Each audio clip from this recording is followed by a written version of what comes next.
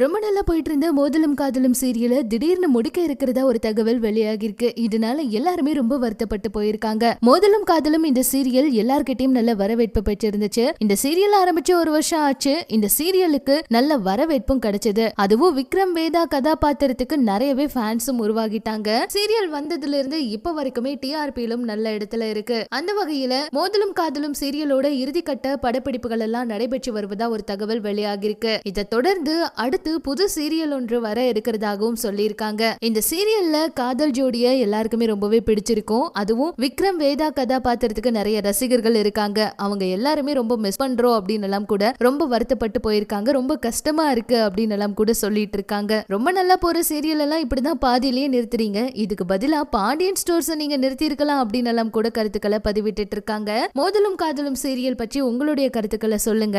நீங்க இந்த சீரியலை மிஸ் பண்றீங்களா அப்படிங்கறதையும் ஷேர் பண்ணுங்க.